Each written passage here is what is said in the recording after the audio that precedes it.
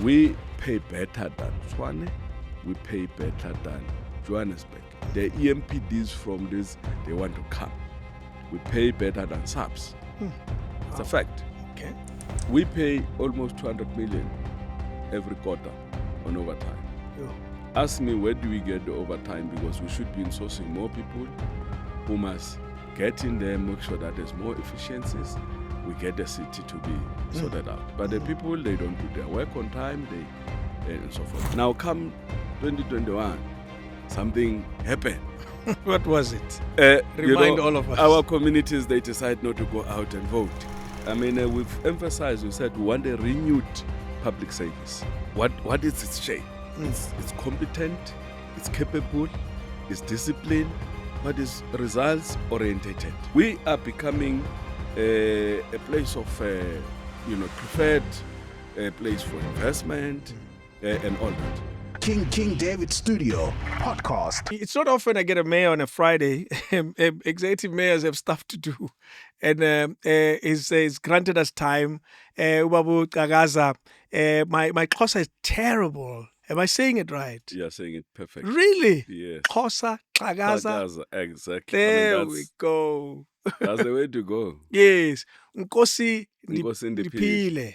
That's a bigger name than one would think. Clearly, there was a thought behind that. Well, it's a big name, but generally in where I grew up in the township in Tembisa, they know doctor. Really? They know doctor. It's my official name. But of course, my parents and those who are much closer, they use Nkosi Ndiphile. Yeah. So we use it interchangeably. Okay. Okay. Often people struggle to pronounce or to, to remember. In particular, people from the north. How do they say it? Well, they really struggle. So they just say Nkosi. Okay. And then, but that's a beautiful name. Yeah. Do you know the story behind it? How were you given this name?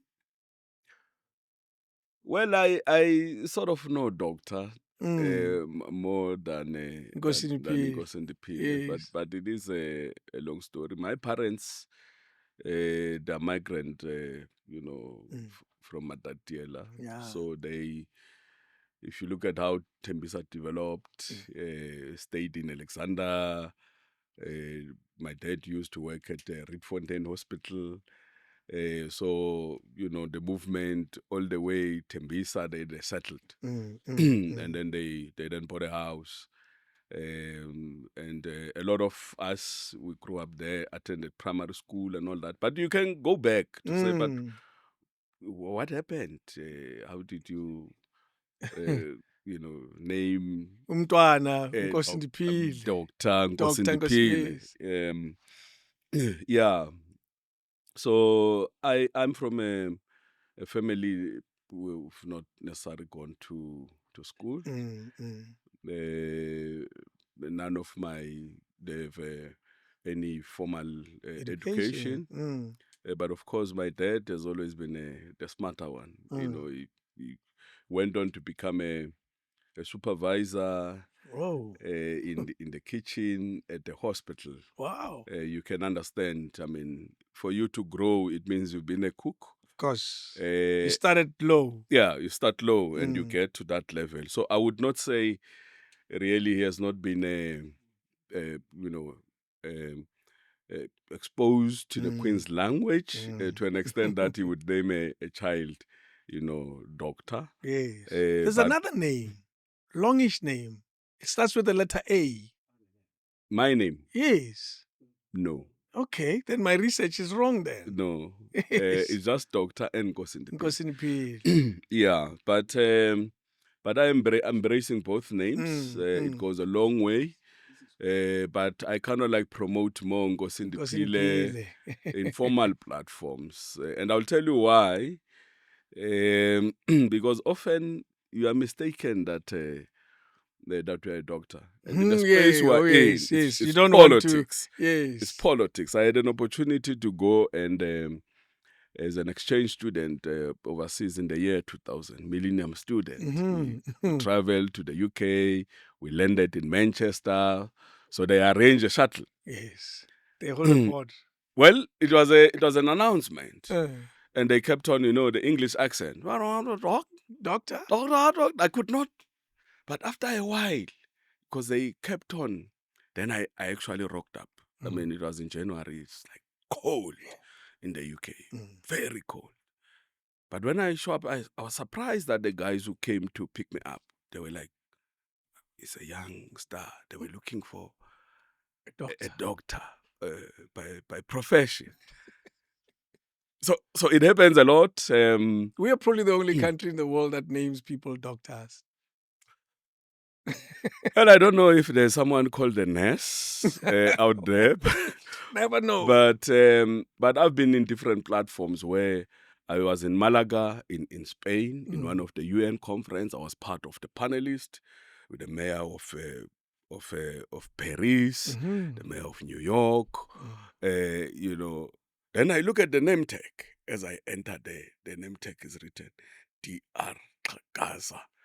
Then I said comfortable. I said, but it's not an issue. But the next thing I realized, there's big cameras. I then said, hey, there's cameras. Someone might be watching at home. And they might be saying, yeah, there are lame. these politicians. They've started. Lame. Then I had to quickly go, no, write it in full.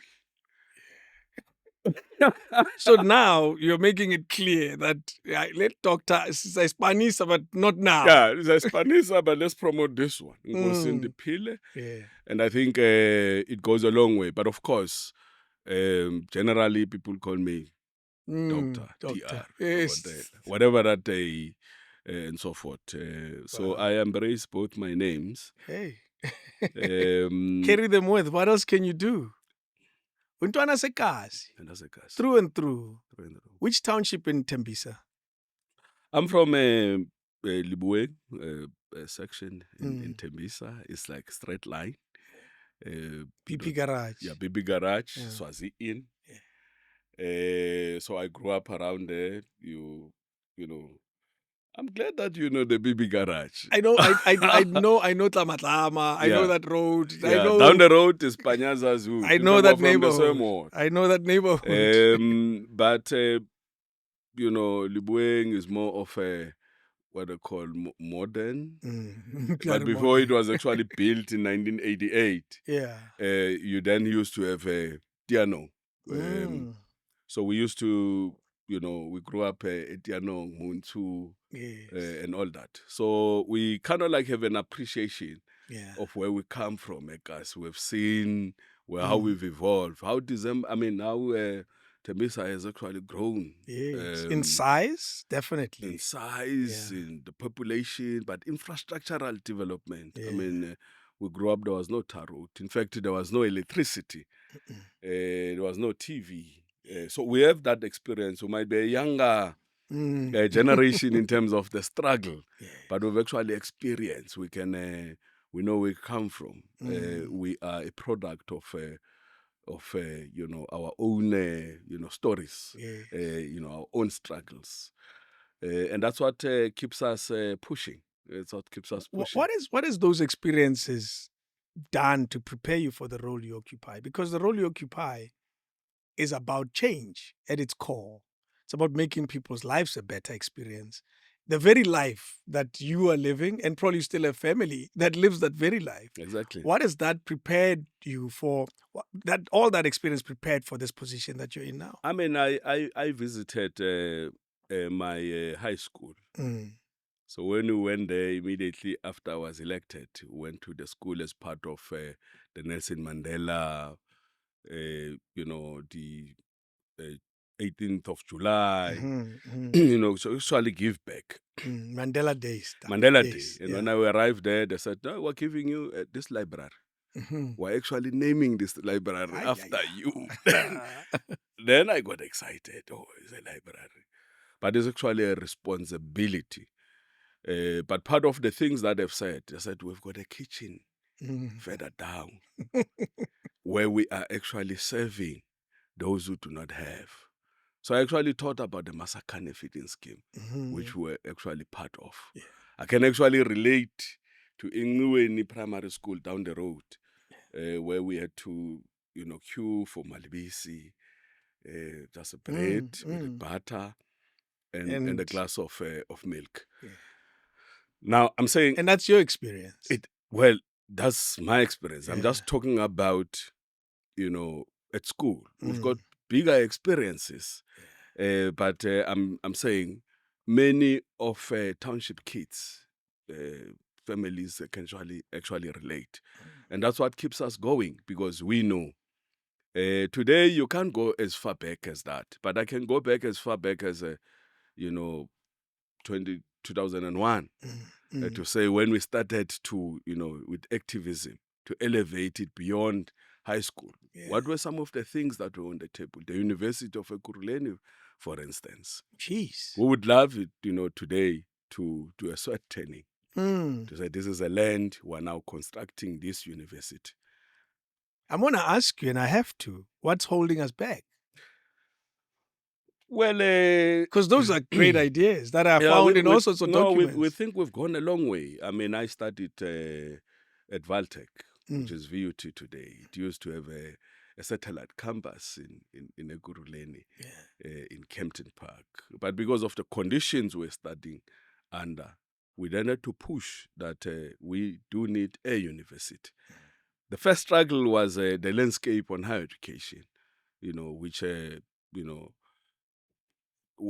had to do with measures, of the historically white and black, which is something that we actually supported. But what did it mean? It means a closure of Vista, Davidton. But in terms of student intake and mobilization, it meant the call for a university will be a bit delayed. Because it'll take longer. Yeah, well, you have to give time for measures, Vista, VETS, UJ that we see today. That integration, it meant a lot, because we were redressing, how the higher education in the past was actually designed. Yeah. But it did impact also on us and our vision for the university. But we're happy that when we now led, the Youth League, we sponsored that program. When we led government, Mayor Mondli, Mayor Mzwandile, and today we are now saying this has been pronounced by the state president, of course, short of budgets. Now we have to be creative. If the national fiscus is constrained, what is it that we do it differently so that we realize this university in our lifetime? Now, these are some of our own experiences. To say, what inspired you? Why are we still here? You can't leave until you've seen this call being realized. Those are legacy issues. It's something that we must talk about. Where do you come from? Why are you here? What is it that you have actually achieved out of our own experiences? That's why I said we're a product of our own struggles. And we can only be part, sacrifice time, be part of community activism, mobilization behind certain ideas to better, the lives of our people. But this is not a political platform. No, it's not. And I don't want to make it that. Yeah. I want to make it a service delivery platform, if anything. Legacy issues. When you look at your own time, mayors are measured like soccer coaches. You are measured on trophies and whether you won the league, or our team, you and I, that lost this past not so long ago against Pyramid. Mayors are measured the same way. When you drive through, I remember even a mayor of Mamelodi when I was a kid. Then there used to be a mayor of Mamelodi, Ndlazi. There was a street named after him. Those were some of his legacies. Now it's called Samaya Road. It was at some point it was called Ndlazi Road. Yep. And I always look at that and say, do people who are in position of power like you do, and more power than anything is to make people's lives better. When you look at your own personal legacy and say, when I'm done here, and I look back, these are the things that I wish to achieve. And those things maybe informed by your own life experiences as Ntwana that grew up in Tembisa. Exactly. Mention some of the key things that you wish to achieve as a legacy that you will say, one day when we talk about you, bafana bathi wenze lokhu. Yazi lo mayor was the best. You know, when they say that, what do you look at as part of your things that you wish to achieve? You've only been there for a year. However, you've been in government for a while. Yep. Well, I mean, we don't necessarily do things for our own legacy, for our own achievements, as I've indicated. We don't lead ourselves. We belong to a movement, and the movement has got a program. So it's about how do you best implement this program to your best of your abilities. You can't, if we're able to turn around, to do the sword turning, and Cut have the ribbon for something. and cut the ribbon for this university, for instance, we can't then claim that it is through just our own effort. But because we're there at the helm of government, it's an opportunity that is given to us today. We must make it work. That's why we see your pictures on the posters. Of course. Yes. And the benefit really is not about me, it's about the movement.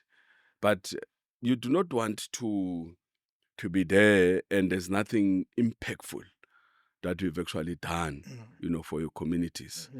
And we are faced with a lot of challenges now where we are. And where we are, we must actually turn around the city. There's great stories about where we come from. But some of this vision is what we must actually lift now, to give hope to our people, to do things right. Basic services. People of Tembisa, they are looking at issues that are affecting them today. What beyond the stable electricity supply, beyond stable water supply, but they are saying that human settlements project that has come to a standstill, can it be fast-tracked? Can we actually fix it? I'm saying those are some of the things that we're looking at. If we're able to fix them and do them right, they will leave an impactful legacy to our communities. Whether that legacy is yours personally or it's the movement's legacy. Exactly. Yeah. I mean, it's a collective voices, collective wisdom, collective efforts, but the vision must be led. So if you don't set the vision in terms of what are the things that we want to do and do them right, nobody will be able to understand what is it that is doing. They can actually see you going ups and down. Yes. Trying to fix something. Yes. And you're attending to a meeting, you come to these platforms, people are striking, you receive a letter, but they don't see anything on the ground. There are no results. And I'm saying these are some of the things that we're actually focusing on, the economy of the region. We are a municipality in Gauteng. People come here looking for opportunities every day. They want to hear what is the city government saying, what is the mayor saying, the Electropolis, and so forth. So I'm just highlighting few of the things that I think when we continue to have a conversation, I can further elaborate on. Let me start on this one. Historically, at least in the past 25 years, your city has had its own challenges. You've joined it probably, 7, 8 years ago? It has its own challenges, and I want to focus on its challenges as promises that were never fulfilled. You walk in as a mayor, and the people immediately say to you, we've been waiting for this, and we've been waiting for this, and nothing has happened. I want us to dumb down the conversation to the most basic of things that your people say to you every day. Yep. What are the people of Ekurhuleni on a daily basis say to you? Labo mama who live in the street you grew up in, what are they crying the most about? I mean, let me tell you, I joined council in 2011. It's almost... it is 14 years. 14 years. Yeah. I left the private sector. I left... a job at Siemens. I Is left that the a job one? at Siemens. Yes. I'm sure I would have been, an executive, executive. Working for the Germans. Yeah, working for the Germans. Yeah. But I don't regret because every day there's new experiences. You go out there, you find real challenges that are confronting our people.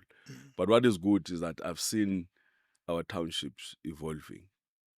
I did indicate at some point there was no electricity in Tembisa.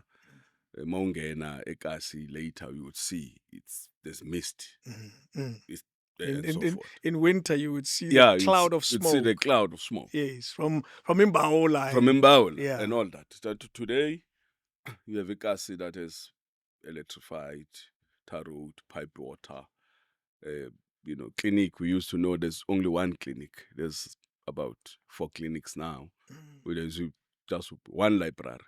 There's about 4, 5 libraries now. There used to be one police station. There's even expansion of precinct. So it talks about how the township has grown. But what we have to do today is to ensure that there's a consistent, provision of electricity. If there's an outage, you communicate to our people. They want the basics. They do expect that technicalities will happen. And when there's a technicality, strengthen communication. Tell our people that the power is now out. Our engineers have been dispatched. Yes. After they've identified a fault, communicate. We've now identified whether it's cable theft or there is a power trip. How long will it take to restore? After an hour, if you said it's an hour, communicate and so forth. Now, I think these are basic things to actually keep the city going, because it doesn't matter who you deploy. There will always be challenges. Yes. And as long as you are able to communicate to our people and stick to your word. I mean, if there is a sewer blockage, they inform you. Go and clear the sewer blockage. Are you following up as a leadership? Do they see you actually making a follow-up? And I'm saying it's basic things. Waste, are we collecting waste? And then, where there's illegal dumping, are we clearing that? Are we getting our communities involved? Are we cutting the grass? Are we closing the potholes? I mean, I'm saying these are basic stuff, that our communities, and they want basics from local government. They want you to do the basics and do them right. Of course, amid challenges, because municipalities, they must have money. And the only money that they get is from those who are paying. And the more those who are paying are shrinking, in particular the industry, because those are the people who subsidize. Our townships, largely people are unemployed and all that. True. But as long as resources permit, give them services. Those who are trying to pay, meet them halfway through some social packages to actually encourage them to pay.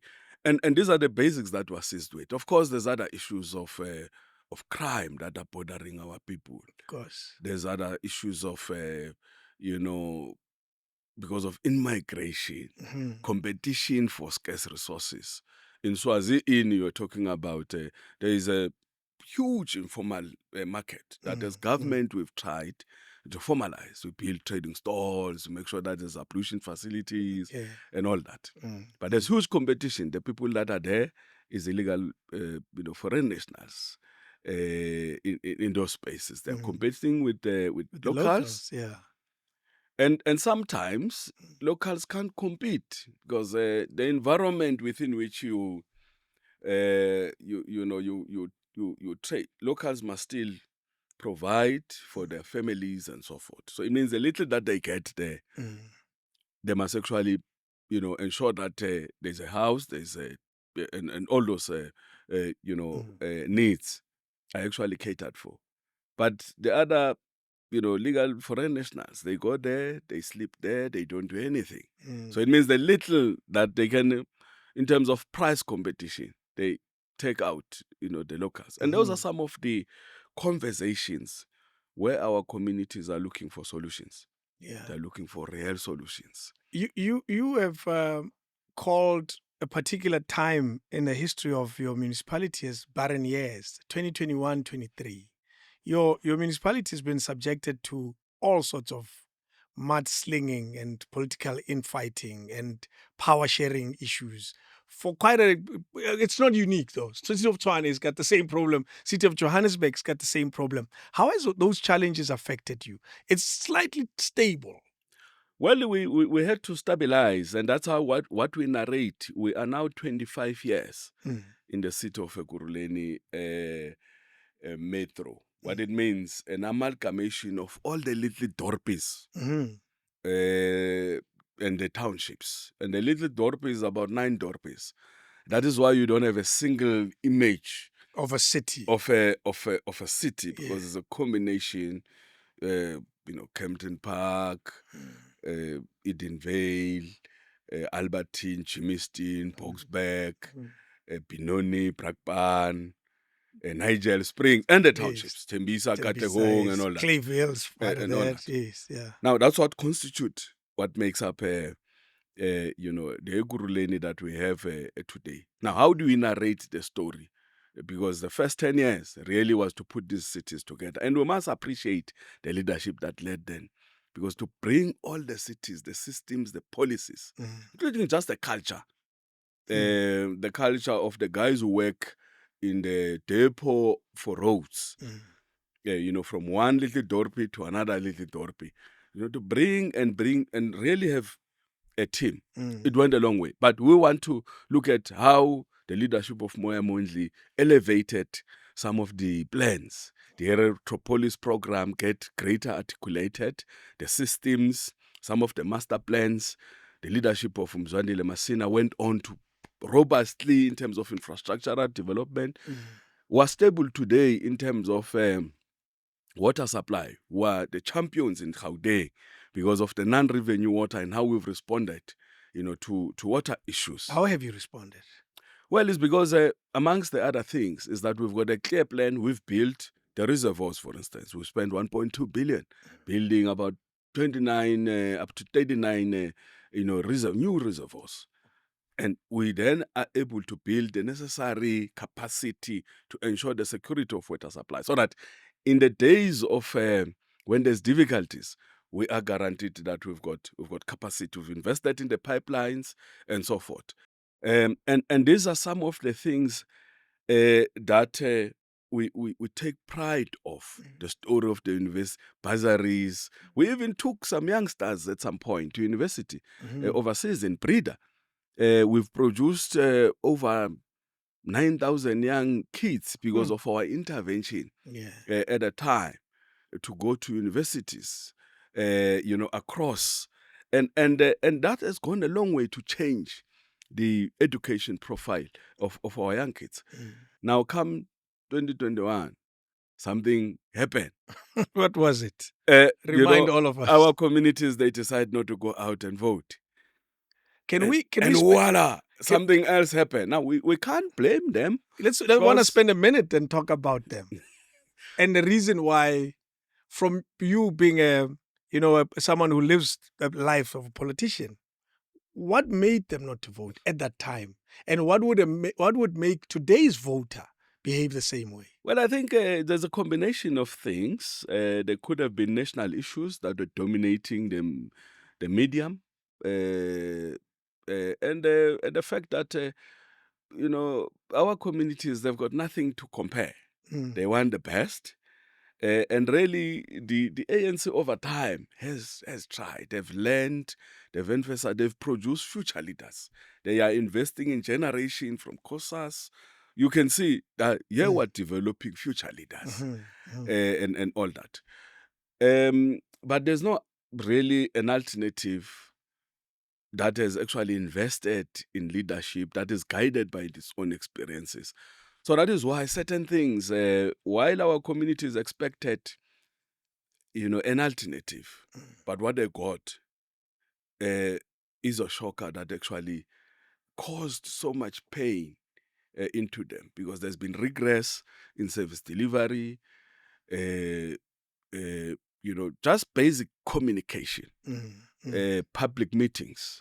And once there's no public meeting, it's a basic thing. But the party that is at the helm of government, doesn't, believe in public meetings. They are used to serving suburbs, the few, where they communicate with the different, sort of mediums. They use different mediums. Now, all those experiences to our people became, because they don't know now where to cry. That's why you had Tembisa burning. Because some of the social packages that they were given were actually taken away.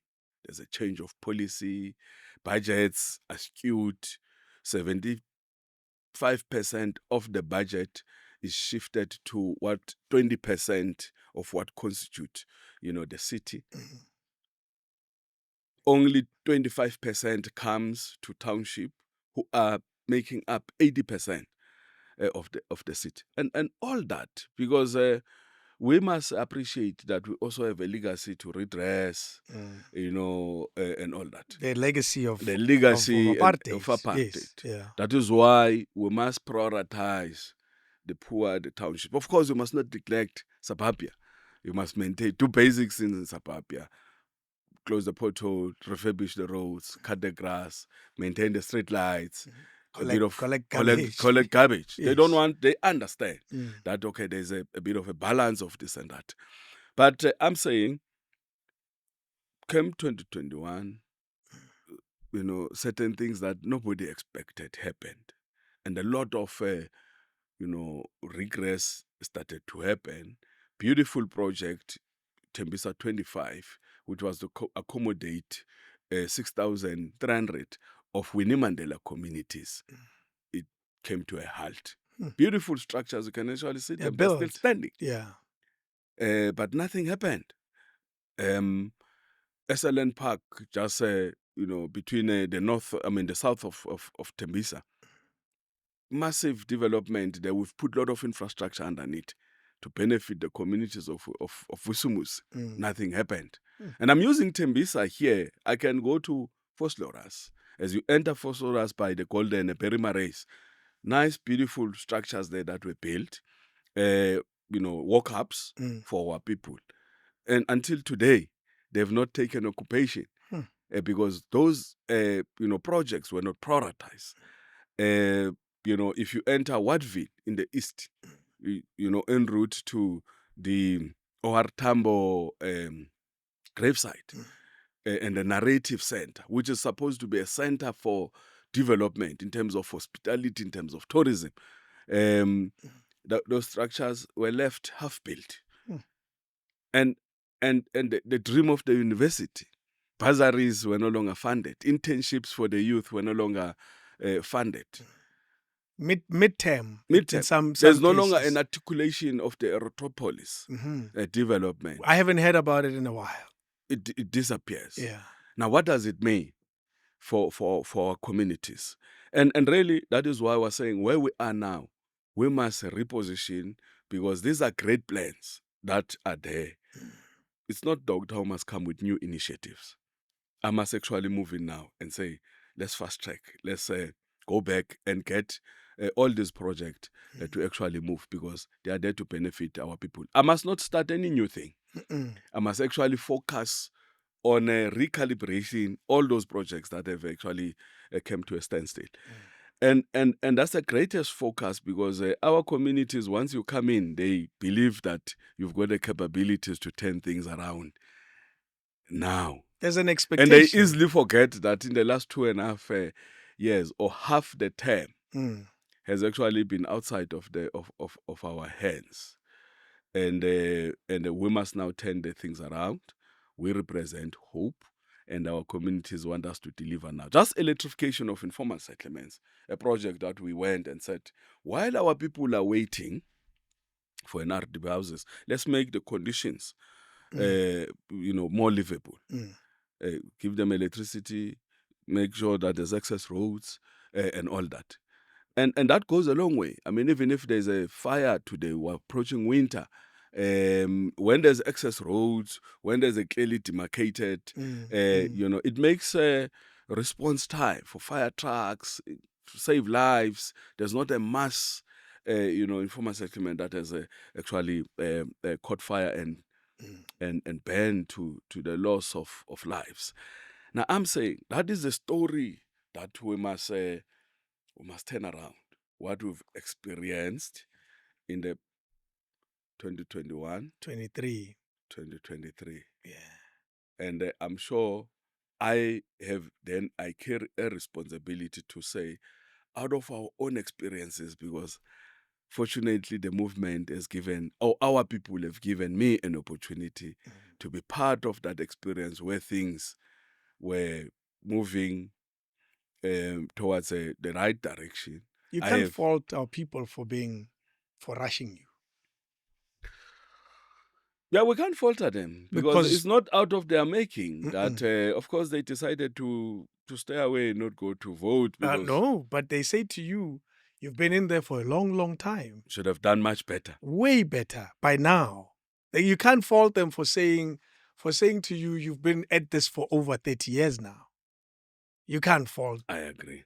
Yes. I think we must agree that, I have had opportunities to travel as part of the learning,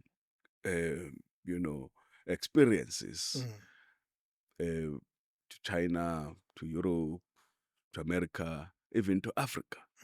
Just recently, we're in Kenya, in Nairobi, for conversation around climate change. How do we, as cities in Africa, prepare for disasters of the future and all that? But of course, I've learned quite a lot. What is it that we need to do today to plan differently for disasters? But what I've also picked up is massive development that is happening there. I've seen, the town, there's infrastructure, housing for our people.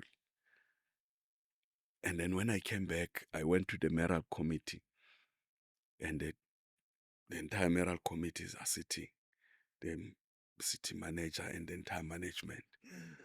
I said to them, what is a legacy? Let's point out here in Jimiston, Yes. this industrial town. It is an industrial town because there's a lot of industrial activities. Of course. But what is it that we can say that in the next 5 years we've been able to do to turn around the outlook of that town? And we have to put these conversations, we have to ask these difficult questions, because if we do not, and one thing where we fall short is to communicate. When we make this difficult, conversation, when we ask these difficult questions, do we communicate? Are our people with us? And that's one thing that we need to perfect. Yeah. But I can tell you now, if we can turn around, our cities, our lead dorpies, push back illegal activities, give confidence as government. I mean, today, I went to one building, Same building. We're announcing some of the consequence management in relation to that project. 8 years, the project has since not been complete. Reasons for it? Well, poor planning, poor project management, some underhand. Zero consequence management. Issues, zero consequence management. Yeah. We've seen a wrong, but nobody's lifting up. We've commissioned a forensic. Nobody's bringing the forensic to I wish I was forensic, man. They make money from such things. Yeah, I mean, because nothing happens. It's also wasteful expenditure. That's it. You commission to say, go and investigate what would have happened. And if we do not do that, our people, they then punish us. Of course. If we don't communicate, our people, they decide, no, we're not going to go out and vote and all that. And I'm not saying we are perfect, but that's one thing that has been missing. We are punished in the, every time we go to elections, our people, they withdraw their vote. But the same people who are supposed to close the pothole, they still drag their feet in closing the pothole. The same people who are supposed to, implement the policy directive, they still drag their feet. And we are then punished for being an accomplice. Of course. Renewal. We're all subscribing to renewal. The president, the nation has bought into this concept. Are they renewing themselves? Are they doing the right things today? But we can do that, subscribe to it. But if we're not You can enforcing subscribe it, to it in concept, but not in practice. we must live it. And Yes. how do you live it? You must be seen on the output, the speed within which we respond 100%. to service deliver. And if people are dragging their feet, there must be consequences. Of course, it comes with a lot of backlash. Those who do not want to face consequences, they also put up a fight. Mhm. It comes with a lot of risk, but that's what we put up for. Otherwise, we'll not be able to turn around. I mean, go to China. There's maximum discipline. That's why they're getting great It's done. cities. Yes. Go to Amazing Singapore. cities. Lots of discipline. Yeah. And if we can't enforce discipline on basics, I can tell you, we might have as well, forget, or just sit at home. Sit at home and not, occupy this seat. But let's talk about, when you speak about discipline, you're talking about discipline by people who are drawing a salary for going to work to supposedly do something. These are people who are paid by and large by your government. Exactly. And if you're saying there should be discipline, clearly there's a culture of ill discipline that is found in most parts of our country, and you're dealing with it on a daily basis. What changes are you bringing in to try to address these issues, to try to address a clear culture of ill We discipline? must get the message right. I mean, we've emphasized, we said we want a renewed public service. And what is its shape? It's competent, it's capable, it's disciplined, but it's results orientated. Because people, they must attach whatever that they withdraw at month end. There must be a particular outcome. And That's that it. outcome must be impactful. So we must drive that message home. I can tell you now, our communities, they say, you are doing well by insourcing. Build capacity within government. Don't outsource government activities. If you look at the area of waste, one just classical example, we've said the guys who are cutting grass, it's an easy thing. All what you need, is a bush cutter, is PPE. You don't need specialized skill to do that job.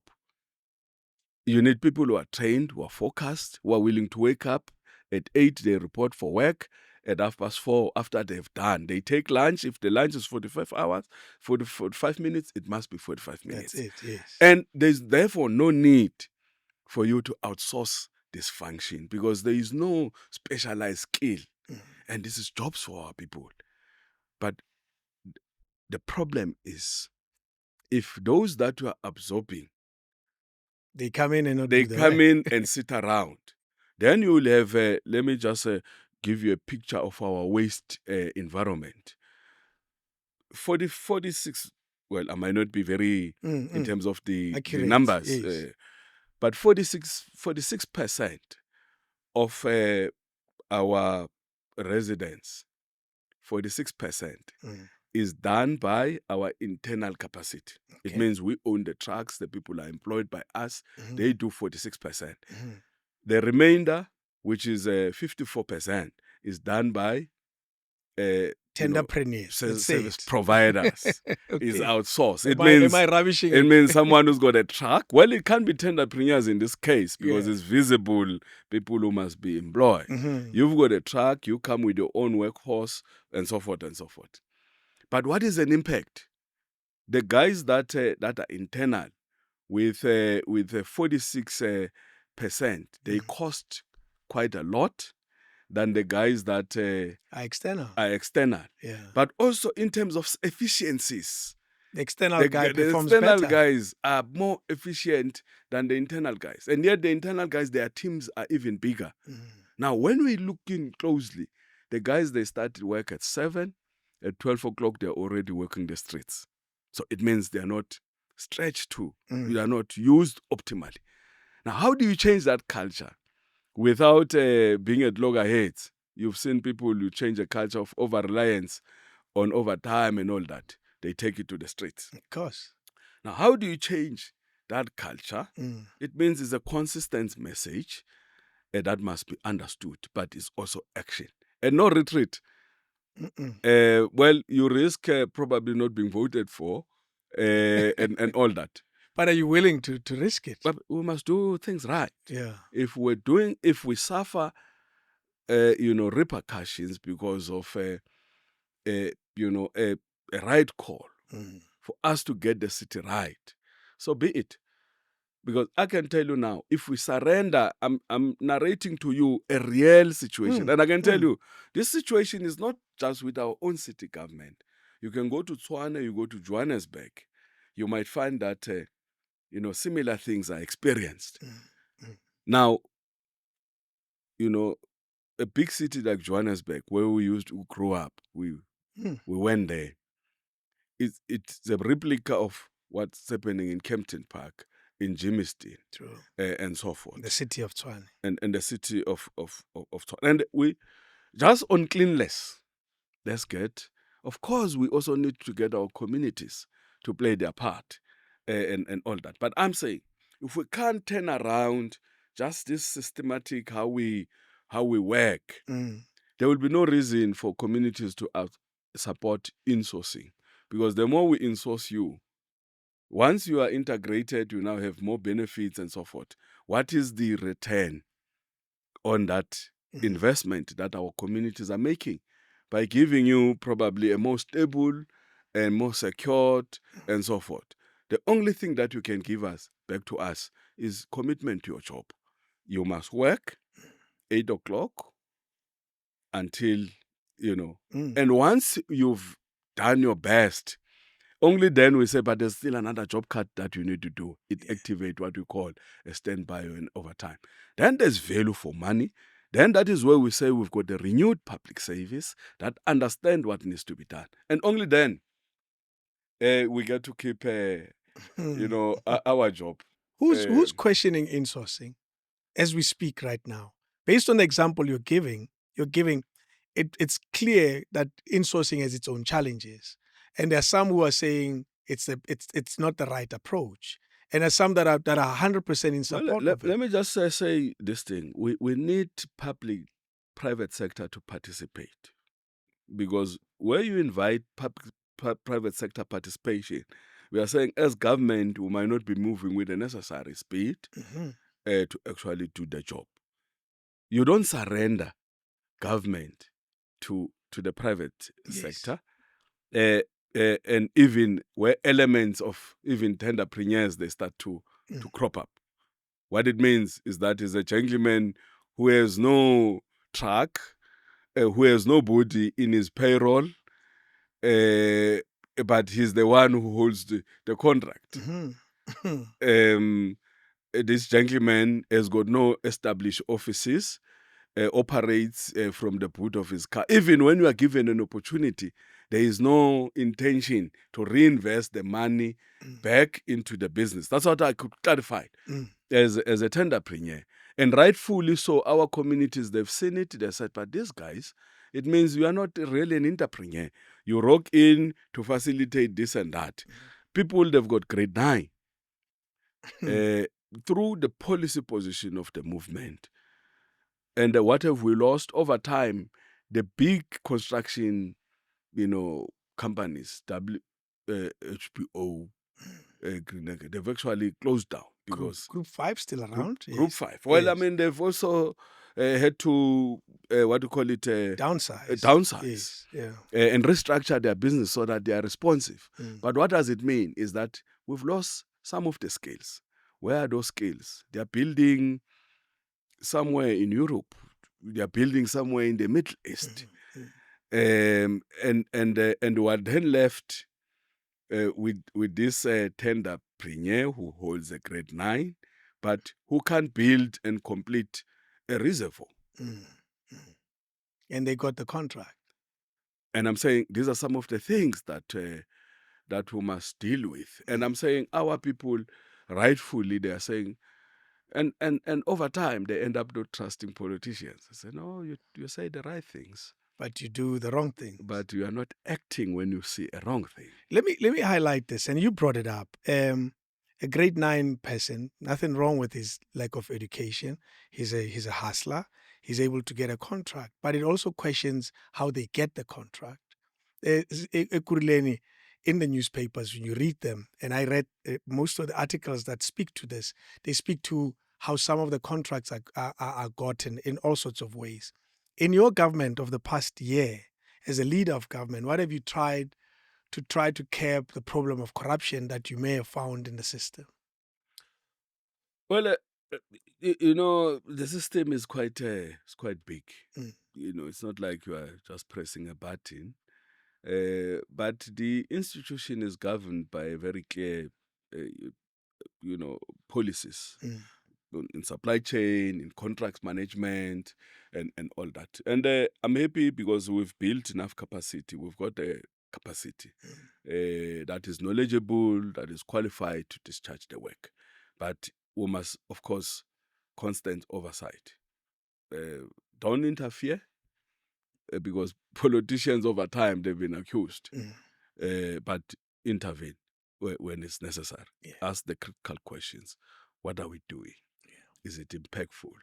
Subject, you know, the environment to audit. Because I'm a politician, I might not have expertise on how people get appointed and how they perform and all that. But with the agencies, other agencies of government and other governance or assurance providers, we should be able to get the city to move. We are confident that we've been turning around and we are on our way to actually achieve a clean audit. Mhm. We've not been found You to haven't be found clean yet. well, we're still unqualified. Yes. And an improvement from you know, if you look at the state of the financials, if you look at the areas where we were found to be wanting on compliance with laws and legislation in relation to procurement in the main, we've been able to reduce the instances where we're found to be wanting.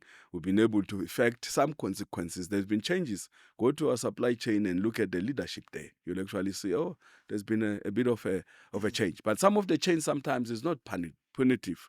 It's actually to give an environment, you know, a new leadership outlook, to even elevate those who are there, give them more oversight roles, allow someone else to be involved in the actual, you know, allocation or awarding and all that, but ensure that they follow, you know, the right processes. We are happy, and AG says where you found the wrong, don't conceal it, don't shield it, act. Are you well on track, in your opinion, in your tenure, to achieving a clean audit? Yeah, we're well on track. What separates us, you know, in the last audit that has just been announced, is just one paragraph.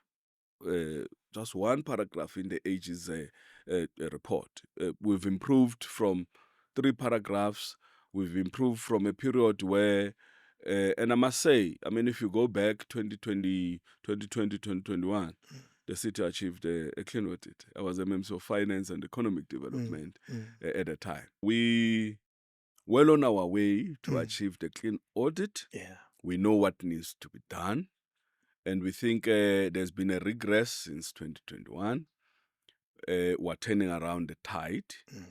Remember, also, administration, when there is no clarity and firmness from the political leadership as a result of coalition, changes and all that, they also get an opportunity to get away and start to do wrong things. Yeah, of course.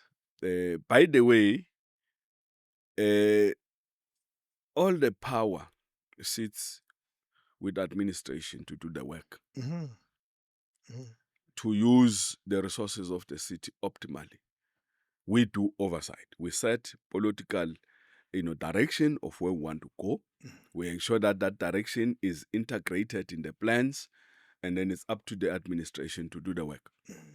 And if they don't do the work right, we must hold them accountable. That is why in the audit, they look at your financials. How do you prepare your financials? Are they up to scratch? There's a time we didn't submit as a municipality. Well, we've always submitted. Well, there's only There's- one time when we had to change, of course. That the mayor, who is my predecessor. Okay. One of the things why we had to change was because of the delay in the submission or in the finalization of the audit. Now, what happens if your books are not finalized on time? There is other stakeholders who are actually the financial markets beyond communities who have actually put up money. When you go to the capital markets, when you go to bonds, when you go to JSE, because we run huge budgets. I mean, this is about 68 billion municipality. You run a huge capital and maintenance program in the billions of rands. Sometimes you can't fund this money, out of your, own pockets. You have to go beyond grants. You have to go to the capital market. Yeah. So once you don't finalize your financials on time and make sure that they are audited, they are released on time, there's timelines in the bond markets. And you will then, and then it does contribute even to the credit rating outlook. Yeah. Now, we are happy just recently, our credit rating outlook has actually been moved from negative to stable. Okay. So it means we're on a good way to actually turn around the tide and be positive. One of the things beyond the financials is the performance information. Okay. Now we're talking about service delivery there. If you say you've collected waste, did you actually collect? The audit, they also got there. That which I say in this platform, AG is looking at it to say, what do we say to our communities? Because this platform, we use it as an accounting platform. The paragraph you spoke about. And that paragraph What is it saying relates to compliance with laws and legislation. Okay. So it means how many times have we been found wanting in your awarding of contracts? Okay. So what I was saying is that there has been an improvement because that has been reduced, and we have now reorganized the supply chain environment. We've organized training and all that, because part of the intervention is not always you move in there, you get rid of people. You actually train. Because in the supply chain environment, it's not just the people who sit there who must award a program. If a program relates to roads, you also get the roads people, a specialist to actually sit.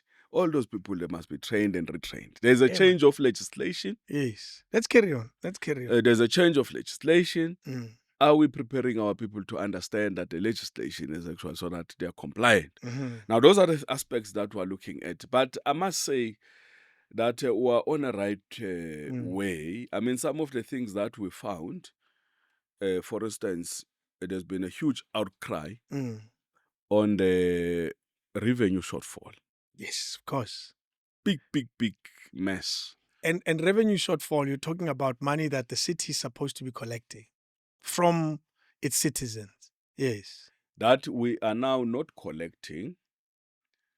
Remember, the entire revenue management value chain is quite extensive in the city, but I'm sure across all municipalities is very matured now.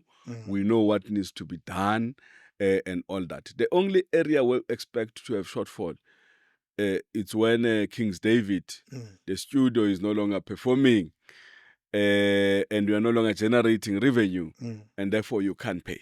Yes. That is expected. That industry, business, they also struggle. There are times where they've got difficulties, and that is the only time where most probably we can accept the shortfall. But if the shortfall is as a result of you not metering correctly this studio and not reading your consumption and not billing for whatever reason, as a municipality. As a municipality, Yeah. you must agree with me that is not acceptable, including somebody who's supposed to come here and and enforce credit control when they decide they greet you. Hello, Mashabela. Can we have coffee? Yes, yes. And they don't do their job. They then have coffee with you, Yeah. and they leave here having benefited, A enjoyed the coffee. Mm-hmm. And I'm saying those areas are not acceptable because they contribute to revenue leakages, and the impact is that the city is not able to move with speed to deliver services. Now, one of the recently issues that is before us is the 2 billion that we've actually lost in one quarter. How did you lose that? Because the officials, they've actually deployed systems that are not well, I'm sure the forensic investigation will actually tell us what is actually, whether it's deliberate in order to siphon the money, public money, or it is simple an inefficient system that was deployed. And this thing comes with the results of the changes. And I can tell you, we've got a matured revenue management system. Our electricity department, they put in a meter, they ensure that the systems to read the meter, but also to audit, just in case there's other tampering. Of course. And whatever meter readings that we get, they gets communicated to finance so that finance can do the billing. Now, those things in 2023 were changed. A perfectly working system generating 97% of our revenue. By the way, in the electricity is the biggest component of the city's revenue, in particular from industry. That which was working was then moved to the ICT department. Of course, it could have been because of technology, they introduced new technology, were digitizing, and so forth. But it must be understood that even this innovation that we're introducing, if they're going to cost the city so much, someone must account. Of course. It can't just go unnoticed. More especially if you found something that has been working, you change it and then into something that is no longer working. Now, what then happens is that a big company, and I'm going to make an example about your studio fine. here. No worries. We're not big, but you're yes. supposed to be paying an average of 20K to the city because we've got all the electrical equipment here and so forth. But with a change of system, suddenly we are paying 2,000 rands. That raises eyebrows. But the consumption is still the same. Okay, yeah. Now, clear manipulation of the system, clear deletion of all that, and you'll agree with me, these are some of the things that we're talking about when we say something drastically went wrong. We lost power, came in, the guys were not very sure about what was happening. They were then manipulated by the officials. Officials deploy systems that are not responsive, and we're sitting with a mess. Now, we must turn around that mess. And I'm sure AG will be quite impressed with how we're actually dealing with these issues. They're looking closely to say, are we decisive enough? The moment we pick up a wrong, are we decisive enough? It doesn't matter who the senior manager is. Remember, over time, we build relationship. We see it, we get to know one another, we work with each other. But one day, something wrong. It's fine if, but there must still be accountability, even if it's performance issues and so forth. Anything, because if you are running your own studio here, you would not accept anything that contributes to your pocket. Of course. Anything that contributes to the pocket of the city and ultimately impact on how our communities are enjoying services, you can never agree to it. You can never just watch it and say, no. And that is why we then get punished. Of course. Remember, South Africans experience government through local government. They experience the entire government system through government, local government. And the punishment is almost inevitable if the lived experience is different. Yesterday, when I was telling someone that I'll be talking to Mayor of Ekurhuleni. There's someone lives in Kempton Park and said, my street hasn't had power for a week. Do you still have some of those challenges where they are? And I lead this from your statement about electricity being the biggest contributor to your pocket. Yeah. Do you still have those power challenges that someone who will be watching this saying, I have issues? And this is the question that I wish David would ask the mayor. What are those challenges and what are you doing to try to address Yeah, that's them? why I then indicated that the basic things is that when there is do you have systems? Have you invested in the right infrastructure? We are confident that we've got the infrastructure, we've invested it in over time. Mm. But as and when it trips, What does do you it do? trips because of you've not been investing in the repairs and maintenance, including just replacement of a cable? Because if you must replace a cable, replace it. Yes. And all that. And I must say, we were a bit behind with streetlight maintenance, Okay. for instance. And it's an area that we've now allocated money. And that's why when we did the budget address, I indicated that in my 12 months, it's the first time that now we are doing full budget that we've actually presented. And there should be no reason for me now to say I do not have an opportunity to reprioritize the budget to where it matters most. That is why we said we've now built money in the maintenance program. We're cutting down on some of the contracted saves over reliance. We're putting money to where it matters most. So we should find a way to turn around the situation, even with the revenue losses that we've actually experienced. The second quarter demonstrate the 2 billion that was lost. We're now going back to do back billing. Because the fact that we did not bill you in 1 month, it doesn't mean you're not coming back. it means we must then go and investigate. Where did the wrong go?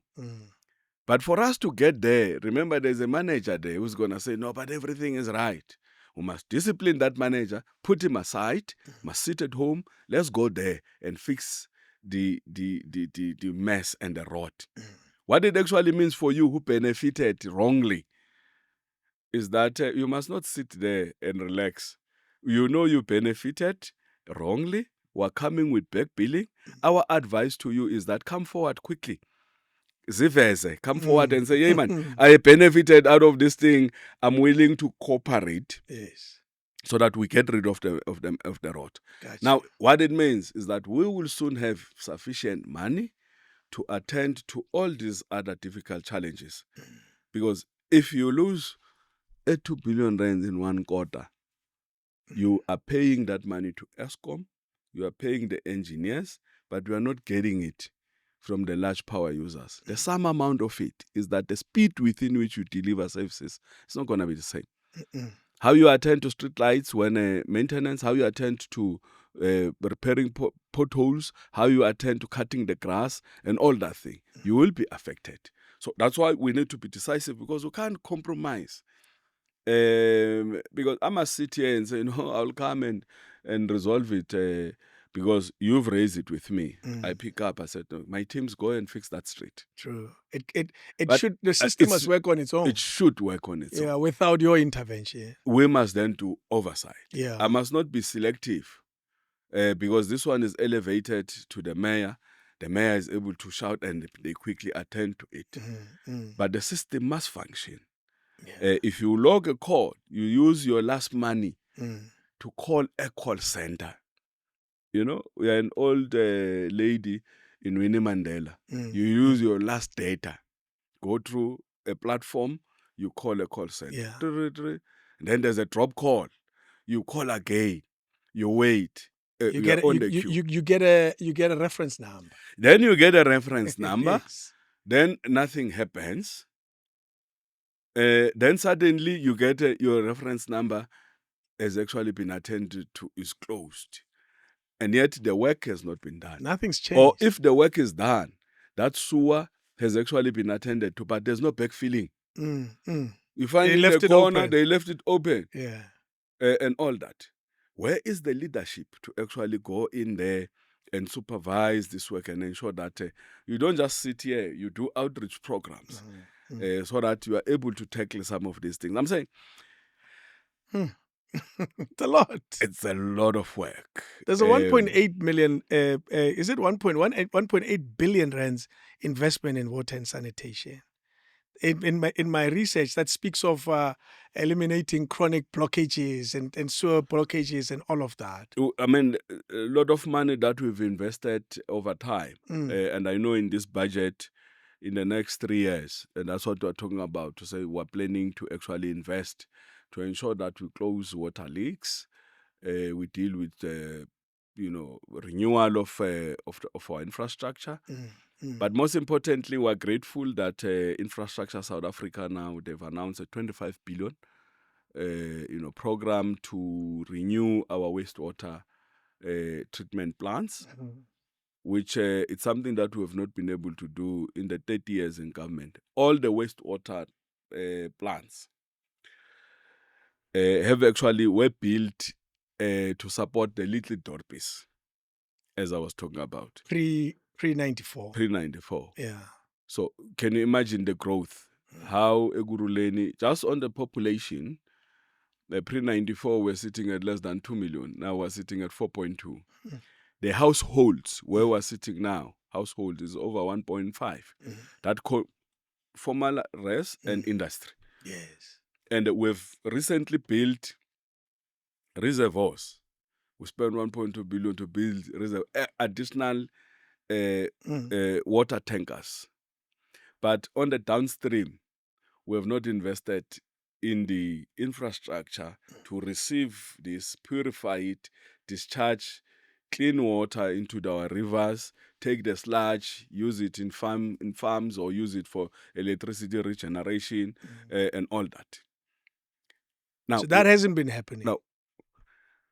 And we are happy that we've been able to advocate, we've lobbied, and successfully it was announced 25 billion, much to the relief of our people. I'm saying these are some of the stories that are going to change the lives of our people. When we talk Erotropolis, one of the constraints, because Erotropolis speak about growth of Ekurhuleni, leveraging on the fact that we've got the airport, movement of goods, movement of the people, what are the inherent opportunities?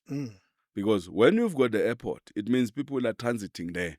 What does it mean for those who are in hospitality industry, the hotel industry, and all that? Do we have enough tourism products to actually make sure that people spend some nights in Ekurhuleni before they come to the Joburg, northern suburbs of Johannesburg, or go to Pretoria, or go to Sun City, or so even far. go and see the Big Five? Yes. How many days do they spend there? We've got great monuments. OR Tambo is sleeping there. Krizani. We've got beautiful shopping centers. We've got beautiful landscape. We've got dams, lakes and dams. We've got townships. There's so much to do. But all that growth, you can't handle it if you do not invest in the infrastructure. Upstream, but also downstream. Yeah. Because if you leave the airport along the R21 corridor, you can see structures they're coming up. All the major, logistics, which is this one that you go when you order things. Take a lot. There's so many of them on there. R21. Big. Yes. DHL is there. Big. But also data centers. Massive. Are built in massive Terraco, I think Amazon. Yes. All of them are housed there. I mean, Amazon, Facebook, all the big and so forth are housed there. And that capability comes because we've got an airport. It means someone can fly wherever. And in the morning, they walk into the data center, they check their systems. They fly out by the afternoon. And so forth. Yeah. So we are becoming a place of, preferred place for investment and all that. But we must then invest in the infrastructure to cater for this growth. Because if the industry is growing, our communities are growing. It's not just also middle class, also the high end. I mean, some of the estates that we actually boost. It comes with people who can actually pay. They must remain in the environment. But this 25 billion goes a long way. But in the process, how are you improving the township economy?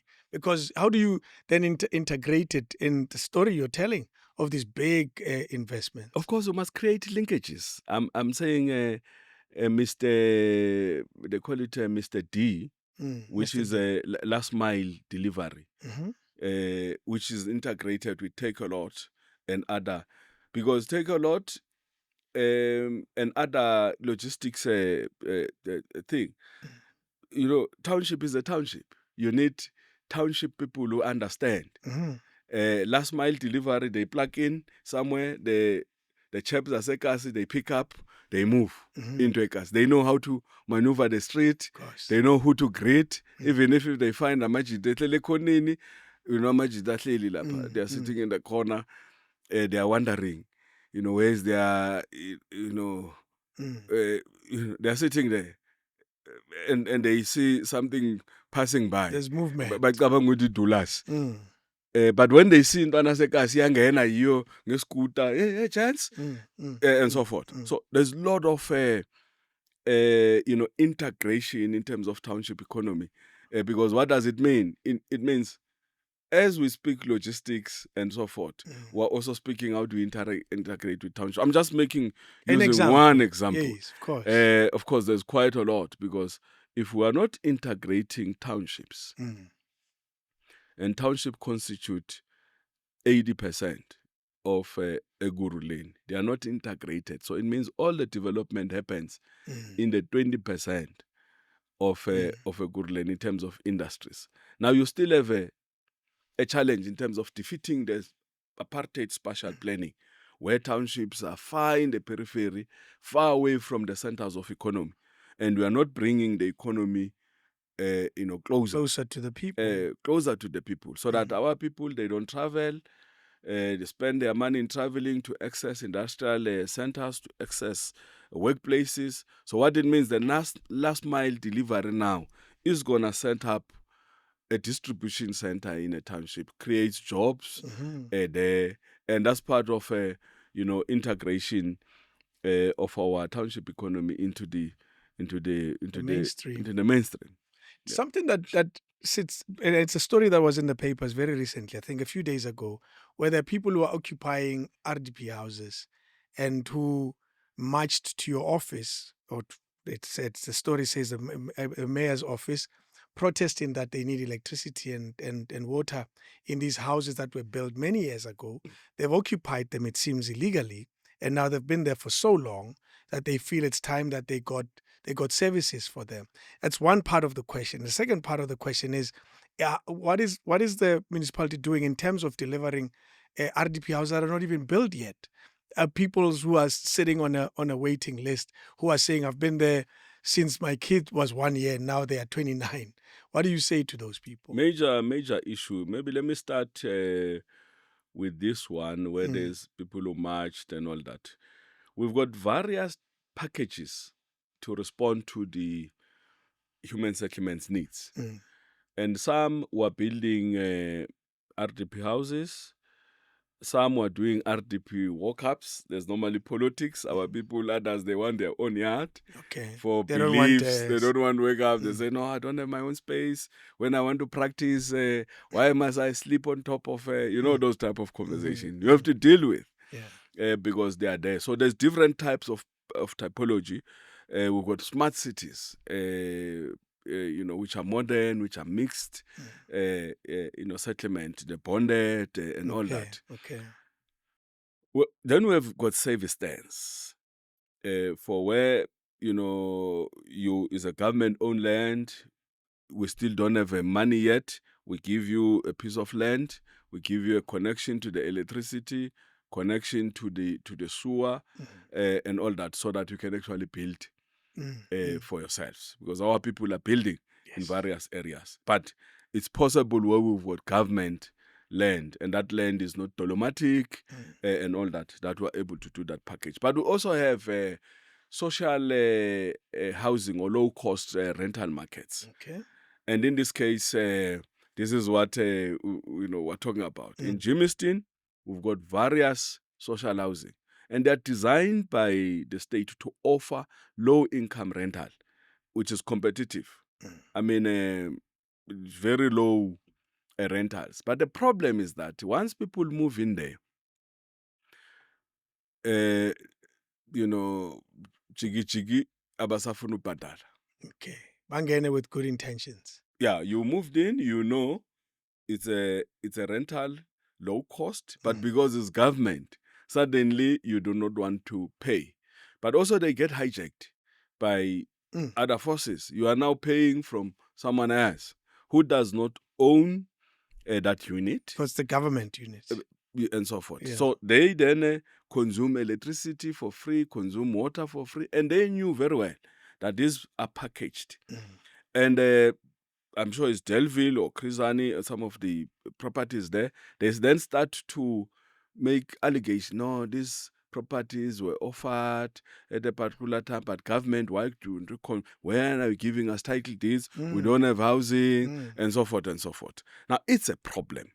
And that is why we must be firm, so that we keep government going. Government must be sustainable. If we've packaged this product to respond to this market, because there's a number of our people who are renting houses, the students who want rental accommodation and all those things. So they are packaged to be responsive. The difficult industrial, Jimiston is an industrial market. People, they come there, they want rent. They don't necessarily want to own. They want rent. But once they rent, they start to develop other, and suddenly they don't want to pay. And you'll agree with me that we can't be a government that is not enforcing the law. If evictions are happening, if you own, you have a lease, someone, if it doesn't pay, you get rid of it. You evict. And yours now, come wearing red when suits. they fight back, they said, no, you can't evict us, give us alternative houses. We then say, but go and queue. You know where you queue for an RDP. Go and register. You'll find others there. Get in there and wait. This product is meant for this particular market, and it's supposed to be self-sustainable. Because for us to build those houses, we go social housing, borrow money, build so that it repays itself. It's not for profit making. So that you can then maintain this property. Because if you hijack them and you pay to wrong people, you are no longer doing maintenance. You contribute to the urban decay.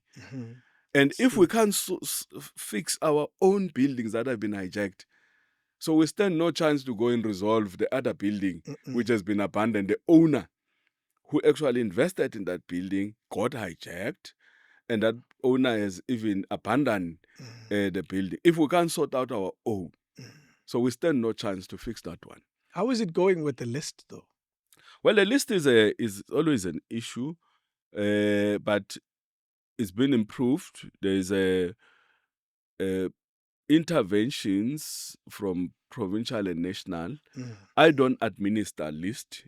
For the longest time, the system is owned by Human Settlements nationally, administered by the province. So they actually do beneficiary administration. But because we've got councillors, we've got local government, everything revolves around us.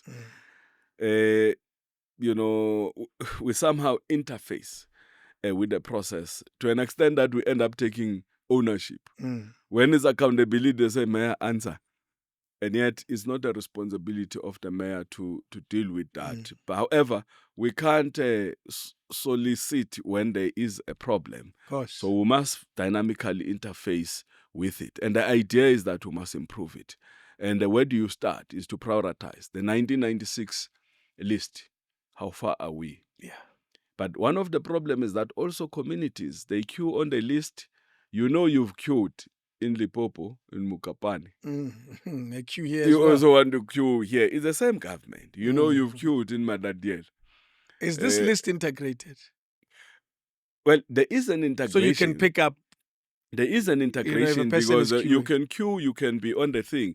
But once it comes for you to actually access, there are those verifications and so forth that are going to approve. But you've already received a subsidy, you are approved. And all that. So there are those teething problems, including those who benefit, then they go back again. because they argue that I benefit today. I was on the list waiting for 5 years. My kids have now, they are grown. They also need a space of their own. And you'll agree with me, we will not be able to defeat it completely because there is rapid urbanization. People are arriving in Gauteng to look for, A better life a for better all. life. A better life for all. And if we can't spread it, if we can't diversify, but that's what happens in great cities. That's those who are studying urbanization, they'll tell you there will be this concentration, and what is it that we're doing?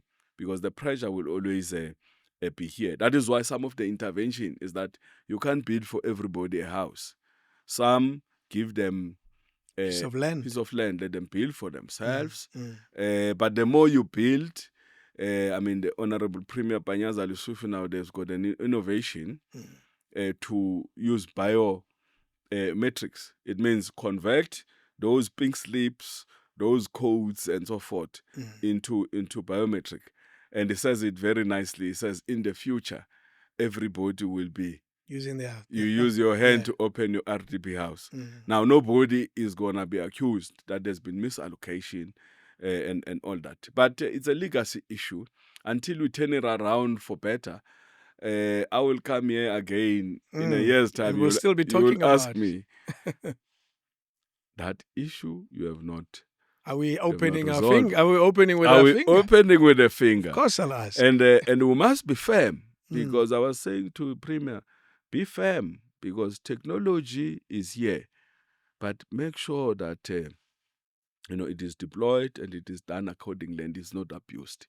Because one of the things is that this very innovation that we bring, others, they decide to abuse them for their own selfish interest, and then it undermines a noble idea. I want to move quickly to an issue that is critical in Ekurhuleni, the healthcare. The people of Tembisa speak of a burning hospital. The people of Tshwane are saying now we are seeing an influx of people, and when we ask them where they come from, they say from Ekurhuleni because we don't have hospital, particularly those from Tembisa. And clearly there's a problem here. The city of Ekurhuleni is carrying the cross of a woman that was killed as a result of a tender process that has to do with the healthcare system. Wherever that story is, we'll find out hopefully one day. What do you say to that complication? Because clearly there's a complication somewhere with the healthcare system in Ekurhuleni. Of some kind. I don't know how to even describe it. Yeah, well, I have a conference coming up. It's contested, so to comment about that the other issues. Let me talk about healthcare broadly, and I don't want to be accused that I have had certain views, so I had to tread carefully. But safe to say, healthcare is a competence of the province. And we are very grateful with the leadership of MEC Nomantu, very passionate, very senior in the ANC. And you'll agree with me, some of the big outcry in the healthcare that has happened in Gauteng and so forth, those stories are stories of the past. The image and everything else has been able to change it. Our contribution largely as a city government has been on the primary healthcare, which is also not, our mandate. But over time, we've invested a lot, built state-of-the-art clinic, even paid for the nurses, for the medication, beyond what we get as a subsidy. Okay. So it means the money that we get, we're also able to reinvest it in the healthcare system. And it has really assisted as Tembisa is growing. I did indicate. We earlier had one clinic called Mkhatini Clinic. We now have a Sangweni Clinic, which is now run by the clinic. It's a 24-hour clinic. It actually elevates. What's the right word? Yeah. it reduces. It reduces. It reduces. It reduces pressure Mm. on the Tembisa hospital. What it Gotcha. means is that before you go to the hospital, start at the clinic. Let Mm. them assess you, probably give you, first medical attention. And if you can't recover at home, or if they can't give you a bed there, for temporary intervention, you are then referred, because Tembisa is a tertiary hospital. Now, Sangweni Clinic, we also have a Tafeni Clinic, we have a Pumulong Clinic, we have Winnie Mandela Clinic. So the clinics have actually, there's been so much investment in ensuring that, we reduce the pressure. Tembisa has grown, but that hospital does not only service Tembisa, because the tertiary hospital, it goes as far as Dupsloot, Okay. areas of Kempton Park, because not everyone who stays in Kempton Park affords a medical aid, Private healthcare. So they all have to come to Tembisa, because Eden Vale is a secondary, So there has been investment in Tembisa. It's not just the structural outlook, but in terms of the equipment, the medical equipment, the scanners, and all that. And we must say that the recent incidences of fire and all that, I was there when, not that I was there, but I quickly responded. We then assured our communities that everything. We're happy that the emergency services, they responded on time, they saved lives, and that investigation did point out, not long, the Premier was announcing somebody Is confessing. Is confessing, has been attended to, and all that. So it remains, of course, an area of worry, because there's so much that comes with migration.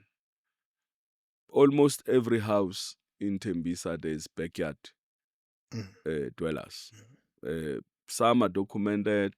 If you go to Winnie Mandela, to Ivory Park, and so forth, some are not documented. And all they needs to be serviced by that same hospital.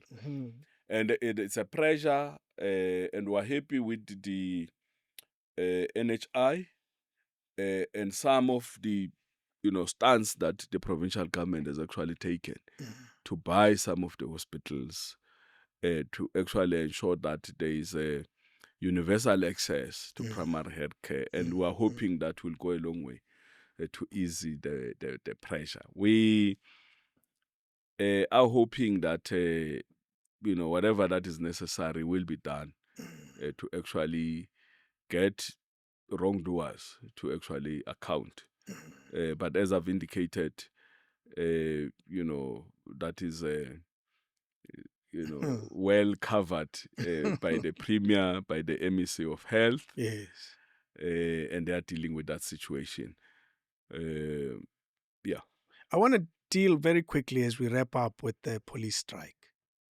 You came out guns blazing, excuse the pun, because I'm talking about Amagata, and saying what they did was wrong and they shouldn't have done it. And there's other quarters that are very clearly saying that they're not treated the same way as other police officers in other provinces, in other parts of Gauteng, for that matter, and they're simply fighting for their rights. From your understanding, why were the police striking, irrespective of the fact that their strike may have been illegal or wrong? Yeah. Do you understand some of the issues they're raising? Exactly.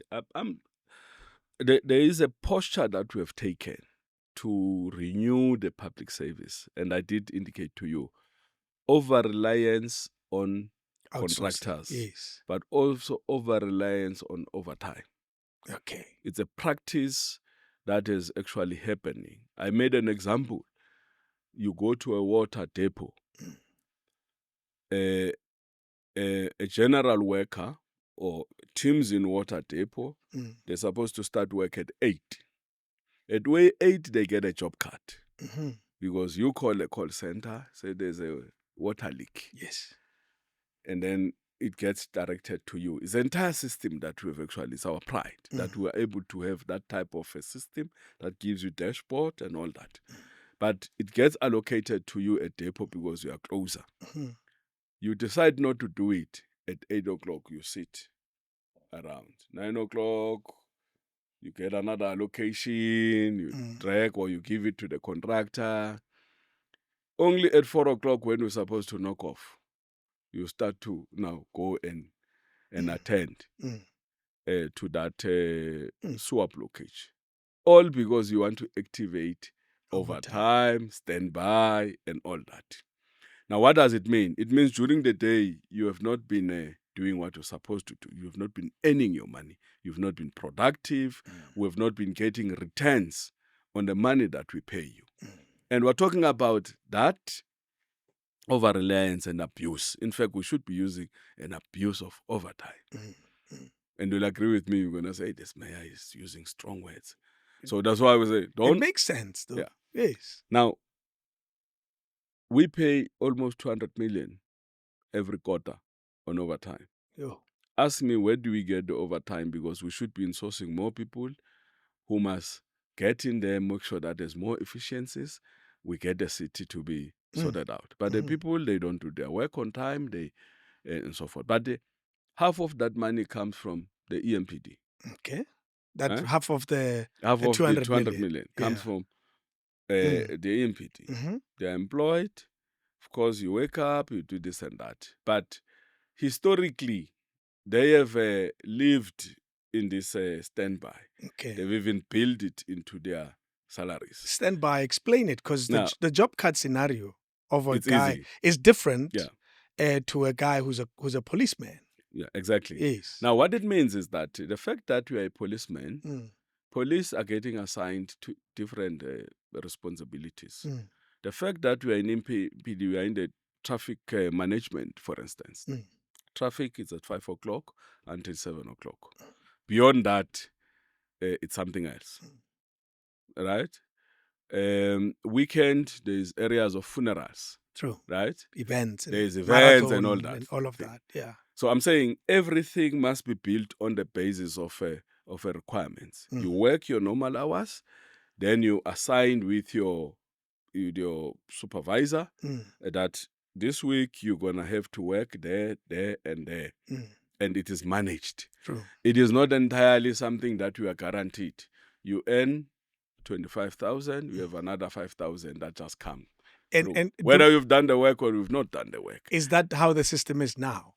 Well, then introducing much more efficiencies now to say you can't earn it if you have not worked for it.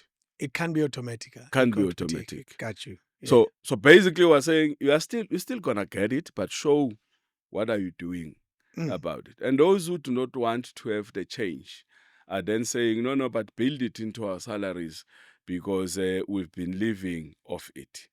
We're saying, okay, we're saying, okay, we understand you, but show what you are doing within it. How do you earn it? How do you earn it? Because it's not just going to be automatic, whether there's an event or there's no event. You must just get it and all that. And others then mobilize that let's withdraw our services and not work overtime and not do this and this. You'll agree with me, that's ill-discipline. Nobody can agree. By the way, we pay better than Tshwane. We pay better than Johannesburg. The EMPDs from this, they want to come. We pay better than SAPS. Wow. It's a fact. Okay. But still you have this inquiry. Now, we have, of course, we then subjected it now to LLF, which is a local labor forum, where these must be ventilated because there's collective bargaining. And we are happy that all our employees, we've honored every time the collective bargaining comes and says 6% increase. We've been paying them. We don't owe any. Go to Tshwane, they owe them for the past 2 years. In Johannesburg and so forth. There's challenges because you must also say comparable to what is happening elsewhere. How am I? Then can I actually engage within the appropriate platform? Because we're the government that listens. We understand something has happened and then you were able to live off this money. You went to the bank to negotiate your your bond. Mhm. You went to negotiate And your car. you use that 5,000 You rands use as that part 5,000 of as part of what we have Yes. done. Yes. And we sort of understand, but we do not have an obligation. To pay it. No, you must still demonstrate why, and it must be justifiable, it must make sense, and there must be value for that work. Our communities are still complaining. The guys are hiding behind the trees. For what? Are they really attending to what they're supposed to be attending to? Are they assisting us to enforce bylaws? The guys that are doing wrong in Swaziini and so forth, are they really robustly dealing with these things? But we don't want to bring, of course, that into the table. But our communities, they want to hear the mayor saying the right thing. And we must say the right thing even if it's under difficulties. And it was wrong for essential services, metro police officials to close highways. If you want to march to the mayor, you know what to do. March nicely, but when you are deliberate, you want to cause anarchy. And by the way, it's the first time that you are marching to the mayor. Is the mayor at this stage of the march aware of your grievances before you even arrive? Well, I mean, grievances are ventilated at a thing. But I'm saying if you decide to march, you apply. Of course. Right? To Yes. say, I am not happy, I am now applying to march. Your march is granted. Yes. Now, if your march is not even granted, it's an illegal march, you go and close the highway. I'm saying you can be adventurous, but how you, because you want to demonstrate. To draw attention. Draw attention. Yes. You can still draw attention by coming to march to the mayor. You drive your cars, you come to Jimmystein, you do your protest, we go out, we receive your memorandum, we talk to you, we call your team, we come, we sit down, we say, hey, this thing needs to be elevated. But when you close freeways, what do you call it? In the morning. In the morning. During rush hour. Let me tell you, if we don't act, we risk even civil claims. Someone was supposed to connect a flight, could not connect. Who pays for the flight tickets? Who, even the hotel. But worse, someone was attending a very important business. And someone was rushing to the hospital. Someone was rushing to the life-saving. If we don't act, it means we're condoning, we're an accomplice. We'll be taken to task. We would not be able to demonstrate that that was an illegal activity, and as such, we distance ourselves from it and through action. Because if we harbor it, then we'll be liable for huge civil claims. Because that airport connects people who could be connecting to close a very serious business. Someone's saying your reaction was slightly harsh with the suspension. Remind all of us what the reaction was by your council. No, council led to say we must enforce, because one, we are a metropolis. The degrees of ill discipline, they differ. Let's agree. Once you wear a uniform, you are on a state car. Worse, you carry a firearm. You are engaged in an illegal activity. You must answer. Yes. But it's worse when you take out the firearm or even point it or whatever that you do. That is complete dismissal. Because another person might argue, no, my peers, so far I found myself there. But because we've got surveillances, drones, we're able to see what was your conduct. People did question, how did you find them? How did you know who did what? We're not a banana city. Okay. This country is quite advanced.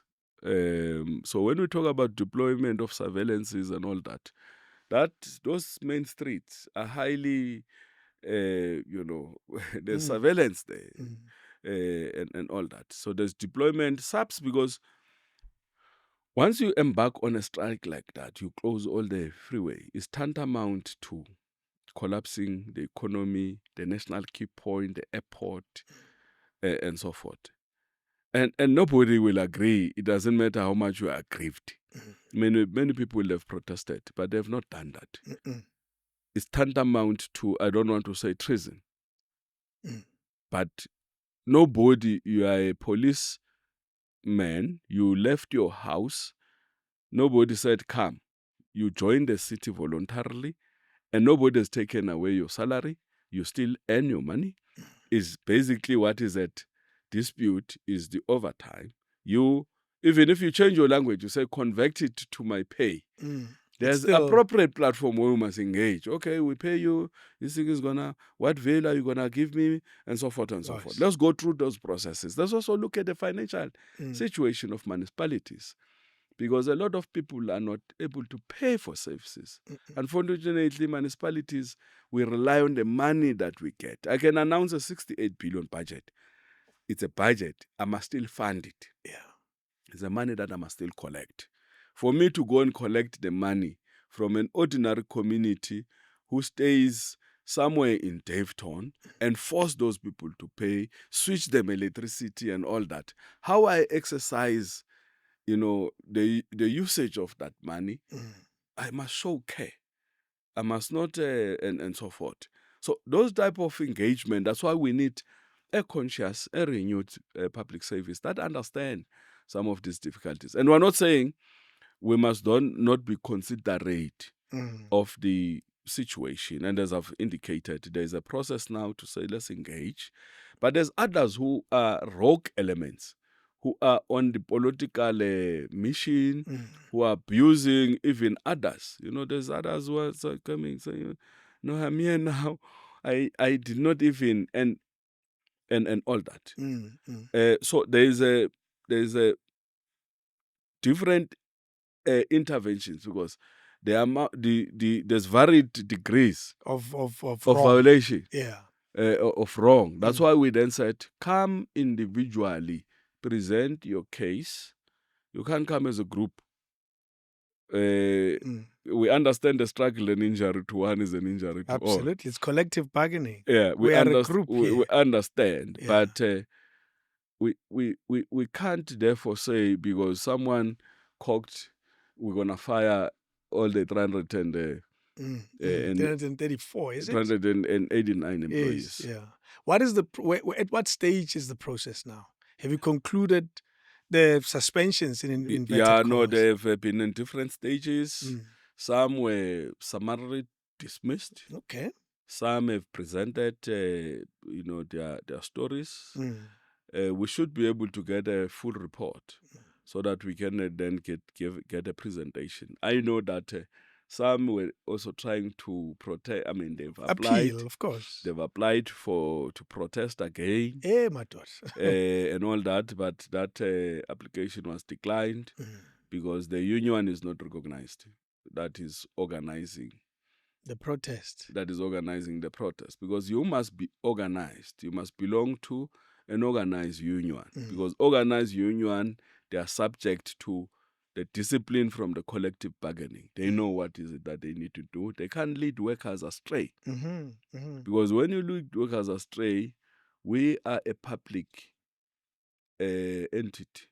We're a municipality. We can't do as you please. Discipline is going to come, and you then compromise. We heard others are being intimidated. They are being called amagundwan. Voice notes that are going around. And we are dealing with those ones. We find them, we deal with them. Because as I've indicated to you, our people, they pay for, we are here on behalf of the public. I want to conclude with the 334 traffic wardens, the program that you've initiated, and how is that going, and what is the bigger plan with that? We are now insourcing some of the securities. There's various within the EMPD department. There's qualified Metro Police officials. They've gone to college. They've acquired MPO, a Metro Police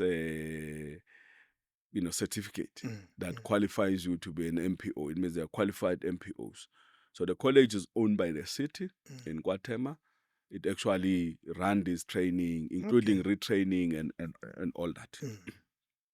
We also have traffic wardens who are in another classification. They don't do, of course, they enforce crime, but they are largely in the traffic, looking at, management of traffic, Yeah. Yes. intersections, Intersections. Yeah. parking bays, just to Okay. manage, traffics and all that. So we then get to also upgrade them. And when we Gotcha. build capacity, we take them through and absorb them into qualified Okay. metropolis. But we also have land invasion. Those who deal with those who attempt to invade Empty piece land of to land. build shacks. And they've done well. I mean, since 2021, our informal settlements, they've grown by about 11. We used to have about 119. We're now having about 130 informal settlements. Wow. As opposed to, if you go to Johannesburg, you can see there's just shack farming. Yeah. And why is because of the dynamics of the changes in the political landscape. There's one party in the red that says is land. We find empty land, you must grab it. Yeah, they said is land occupation. We say it is land invasion. Yes. We are in coalition with them as the ANC. We're the most disciplined, and we also hold the responsibility to train and keep these ones in check and keep them in line. Where they go wrong, we tell them, you can't go and allow wrong things. So we've managed that with these teams to actually ensure that you invade a space, we attend to you. We go there, we reorganize and demolish. So there's various, and there's also securities. Okay. We are largely in the private hands, but it's a program that is managed by the city. Yeah, in the EMPD, which is outsourced. We're now insourcing the security guards to build them into the EMPD workforce, train them, capacitate them so that they don't only protect the assets of the municipality, the buildings, the substations, the cables, and all that. You'll agree with me, cable theft is a big issue. It contributes to so much of the outages and inconvenience. And there's targeted areas where the guys who are targeting, they go there, steal every time. There's even syndicates we suspect, which involve some of the energy guys, including contractors. Because if you are in the cable business, you need to order your production. Yes, you create your own clients. You create by stealing, and then but they have to buy from you. They have to come and buy. If you're in the transformer business, they have to buy. So that's why we even suspect that we've elevated this to say there's a syndicate. The Premier has elevated it into the G13. We need more hands to actually deal. It's not just scrapyard where they steal and go to the scrapyard. You're saying it's much wider. Sophistication that goes with this thing. I mean, an area in Tembisa, Pumulong, they steal there almost every now and then. You replace, they go there, they steal. We've deployed technology, early warning systems, but also fiber back. We're investigating different ways to actually ensure that there's early detection. As soon as you dig the cable, it vibrates, it sends the signals, our guys are responding. We deploy some surveillances. It's extra money because you must have a surveillance. Once it picks up, you must have a person who responds. But some of these guys, I'm told, they're heavily armed. They go there, they dig with a... and they're armed and so forth. So we're dealing with a lot of difficult situations. We must invest and build capacity in our law enforcement. Metropolis largely is bylaw enforcement, is traffic enforcement, but it is also dealing with crime. I mean, they are doing well. Some of our teams there, they assist a lot, subs with the CIT. Some of the CITs, we've got very specialized teams that are, cracking down on the guys who are involved in the CIT. We're currently buying some extra cars. Also, the province has promised us PL, the Premier, that is going to add into our capacity so that there's more visibilities in the major intersection in some of our township, because visibility alone push back crime. crime. Yeah. I wish you well. Yours is a big task.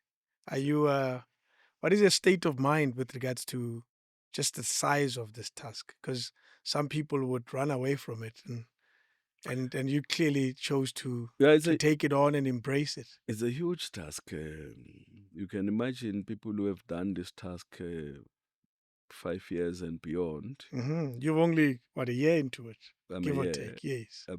but the amount of challenges because of the regress that we're dealing with to actually catch up and bring the city into its former glory. Yes. It takes quite a lot. I leave the house, I come back, very late. This is normal. We are recording this on Friday night. It's normal with me. I still have Yes. 2 other meetings that I must attend to. Oh, yeah. By the time you go to sleep, you are really exhausted. You wake up in the morning, you hit the road. And this thing has taken so much of our time, takes you out of your family. You go to some of your your relatives, you come across a child who's say, but hey, Who's this? Ungubani, because you are not there. Wow. Family functions, you come in and leave because this job demands so much out of us. Yeah. But we've signed up for it. We can't be crybabies, but we can also show signs of weaknesses to our communities. No. They must have faith that those guys, they are up to the job. But it takes so much sacrifice and determination, and we can't give up. I wish you well, and I say we always wonder sometimes, where do our mayors, our leaders, our government officials, where do they live if we suffer? And yet it feels like they live in a different island. They don't drive on the same roads we drive on. They don't open the tabs and our tabs don't open. Surely theirs must be going through the same problem. It always fascinates us as everyday people. Where do you live? And I imagine you live amongst us, right? You live right here with us. You don't live in a different town. No. It's called... we experience the same thing. If there's problems of potholes, and I must say, this year, because of the heavy rains and how we've budgeted, you budget for potholes. You say you expect rains around November, December, but by February is now the rains have gone March, April, they've gone beyond, and the rains were actually very a bit heavy. Now we also get affected. Yes. Mayor's car hits a pothole. On his way to recording a podcast. Yeah, you get affected. Yes. And when you hit a pothole, you like look around and say, hey, they mustn't notice. Who's noticing? I wish they would notice with cameras. Otherwise, you're on TikTok. Of course you are. The mayor hits a pothole. The mayor there, and so forth. Yeah. So you realize that we wish you affected like us. And we do get affected. Yeah. And we do get inconvenience when there's electricity, interruption, a shutdown. We get affected. In particular, the communities around you. That's the greatest danger. And for me, sometimes I worry about, my own kids. My mother. You worry about them to say, man, look, you have to do your best. Yes. Because your kids, as they go to school, they're subjected to, other kids. If there's failures, you're dead. You're dead. So we must work harder to actually resolve all these challenges. And you with names that are not so common, it's clear to Xhakaza lo mntwana kakhe is your dad. Yeah, he's your dad.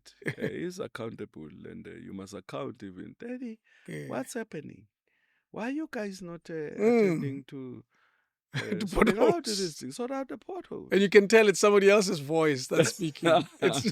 Someone has told them that your dad is not fixing. It's a pressure that they get to face. Now we have to do our best. It's not just the communities that we're trying to attend to their issues, but it's the difficulties that our kids Mm. mocking and all that if we're not performing. Very, very something that stood out for me in my research and planning for this presentation is a 20 billion rands Tambo Springs inland port. The reports that talk about it say the fears of money being stolen, very simply put. They're saying this is too big to fail. It's meant to create jobs and job opportunities. But then there's fears of KZN 23 billion rands that had corruption in it. What do you say to that? And not only that, but also the size of the project and what it's meant to do for the city of Ekurhuleni. And this project forms part of the broader Erythropolis. In the north, you can see logistic centers. The airport is there. All the highways, because Erythropolis is about movement of goods. It's not just an airport. All the highways are crossing Ekurhuleni, the major highways. And And one R21, R21, all these, yes. And so forth. So it makes it, a best place to live, to invest, and all that. Because you are worried about how long does it take me to leave Ekurhuleni and connect. If you are selling flowers, for instance, your flowers tomorrow fresh from your farm or a garden, they are sold in the streets of Paris. That's the capabilities that we are selling. In the east, it's not just the Prasa, Gibela, the train manufacturing. We are now producing trains, as you can see, the new trains with the modernized Prasa infrastructure. Those trains are coming from Ekurhuleni. They are no longer coming from Brazil. They are manufactured in Ekurhuleni, in the east. The steel factory, as Arcelor Matar faces, problems. It's challenges, yeah. Here, the steel factory is setting up in Ekurhuleni. In the southern region, the inland port. And they were happy that there's advanced, what would have happened with the Transnet. Because initially it was Transnet that was setting up there. Yes. And there were issues. Yeah. And that project came to a standstill. It actually collapsed because of the allegations. So the worry really is justified because you've got experiences where dealings happen and they collapse that type of investment. It is now resuscitated. It is back on the table. The Newland Group investors, they've made a commitment. We are now securing bulk. We're finalizing bulk with DBS Aid as an instrument they call Vumela. It's one of the things that has also been announced in the Infrastructure South Africa conference just recently in Cape Town. So we have to fast track those processes to actually secure the money so that we can fast track bulk. We had initially, put a bit of money there with Mayor Mzwandile, to actually put some of the electrical, including, to support the substation, some of the pipeline that we've actually laid there. And if this group were not fast-tracking, were not concluding this investment, that money will also be white elephant. It means it's money that is lost. True. So that's why we make all the efforts to actually realize that development. It will mean a lot for the people of our communities in the south, in Katlehong, in Vosloorus, in Magagula, in Palm Ridge. They too, they will see themselves to say, here is a development that is happening right next to us. It is not only going to ease the pressure on the city tip, but it is going to now create a new, in terms of connectivity, Durban Port, all the ports with easy connection. Yeah. Now, these are great news for our people. They look forward in the midst of economic hardship, when other industries are closing, when you walk around Jimisting, Boxburg, but they look forward that there's some investment that is coming up. It means job to our people. For us, it means growth. It means new revenue. Because if we get the money, that investment is realized, they get to pay the rates. Out of those rates, we then get to invest in the development of our people. Yeah. We wish you well. It's a tough job. Thank you very much. Yeah, it is a tough job. Thank you very much for the opportunity. And as I've said before, we need to communicate a lot. We might not be the best communicators, but when we get opportunities through these platforms, what do we do? We must share to our people what we're doing in the language that they understand. And thank you very much for giving us the platform. It's up to us now what we do. I'll tell you, one of my greatest wish is to host as many government officials as possible for no party politics, but program type of interviews where you literally just tell us what you're doing and how it's affecting South Africans and how South Africans should interact with this thing that you're doing. Because half the time, headlines are so short, we don't read them half the time. We don't know what's happening. And then we'll blame you that you're not doing it. But it's also about wrong things. It's also about drama. Mm. Where there's drama, that's where headlines go. Of course, that's what happens. What did Council do? Drama sells news. What did Council do? Why are they acting against the city manager? Why are they, resolving like this? They are unfair. I know there's a city manager who's meant to retire. There's a situation there. Yes, I mean, it'll continue to make news. You might as well talk about it now. Retirement is retirement. Council took a decision after having considered, facts before council, and I said part of the transition, because beyond transition there's accountability. Every organization, I mean, let's talk about the private sector.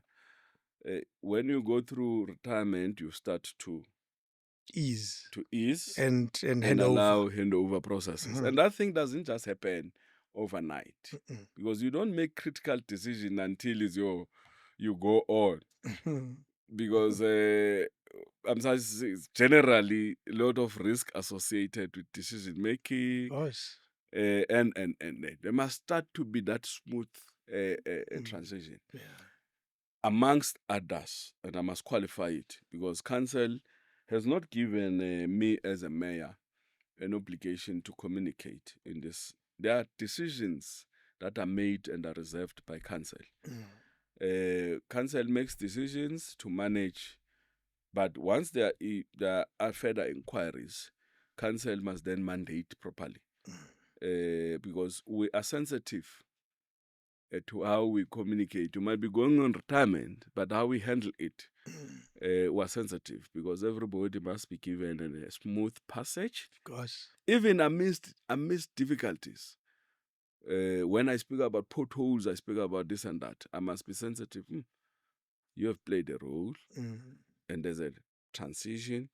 How I engage you about what is happening, I start to, so that we allow that process to unfold. But is there resistance for retirement?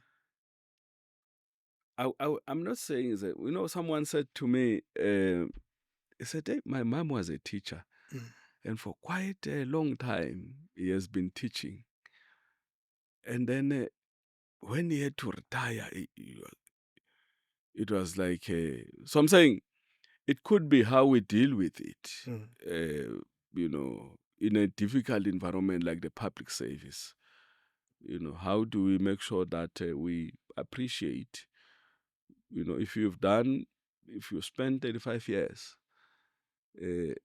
of your time, you've grown to be a head of health, to be a COO, you've been a city manager, and suddenly there is time, and there's conditions that have been put up in order to manage transition. How do you receive it? How is it presented is also an issue. Of course. Yeah. And I'm saying the conditions. That's why we also don't want to, give further details at this stage as an internal matter, because we also don't want it to play out. Because it gets misinterpreted, it gets abused, politics, they enter into it. A lot of people whom, even those that you've empowered, that you create passage for them, not wrongly, but in the course of doing their work, you've been able to appoint them to do certain things. Others believe, they start to say, but Do you have to go? No, don't. I'm just saying there's a lot of things. Yes, And I'm not yes. saying at this stage really, but it is that process. That process requires management, but not to the detriment of the city. Yeah. It must be managed so that we can then celebrate. And I'm saying few of the officials have spent so much time. City managers go to Tswane. Can you account who has been the city manager? Because there's been so many changes. Absolutely. Go to Johannesburg. Same I mean, we've applies. got few city managers. Trevor Fowler, whom we can still speak about, who finished probably their terms. We can, we still see them. Cocta still use them to make interventions. They are Because they've used. gained a lot of skill and Yes. and they have a lot of knowledge. A lot of knowledge. Yes, Now I'm saying institutional memory is very solid. that's what we must try and preserve. Yeah. So beyond the time, how do we tap into this reservoir of knowledge? You're not just discarding and Of lahlele course. stratini. So we must create that type of an environment so that we can then celebrate, because city managers are quite They're a rare breed. If they're great, they're a rare breed. Yeah. Yes. And back in the days, you call them town planners. The town planner and all that. Yeah. You find in other smaller the statues built, because it's not just mayors in terms of Accolades. in so terms to of speak. accolades. Yes. But we must really embrace all our employees, those who are doing well, the engineers that are dedicated. There's quite a lot of them in the city. I've come across the guys who are dedicated to service. But in the bigger scheme of things, they get drowned by, many other things, and we must really protect them as much as possible. And sometimes when we don't communicate, robustly in this matter, is because we are trying to protect, our employees. But I know media sometimes they really push you. No, They not really me. go for it and say, no, come, Tell say us. what's happening. There's a feeling about this and that. We heard. There's a rumor. There's a rumor, and there's other naughty people that you're who trying to fire the exploit. city manager. Yeah, and why are you trying to fight? And then they start to draw all these other things. Are you happy? Why are you not? Why? And so forth. They start to draw all the linkages that are irrelevant to what we're trying to do. We're trying to manage a transition. In managing a transition, there's various other aspects that we actually consider. How best do we manage this thing so that beyond this time, there's no, issues. I want you to speak to camera and speak to your people in the city of Ekurhuleni. You say what you feel is necessary to them. Yeah, no, well, I think what is important is that the city is in good hands amid coalition governments.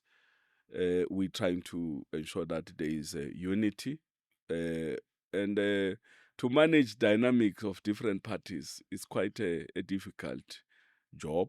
I mean, to manage the dynamics of the party I come from, the ANC, is a very difficult job. But we're trained, over time, different roles we've been trained, and we're utilizing some of these experiences to navigate difficulties in council. Because if council is united, if we're able to defeat frivolous motion of no confidence, and we're certain with the last frivolous motion, which was defeated by council, we demonstrated that council takes the interest of our people in Ekurhuleni very seriously, because it's only when the council is united,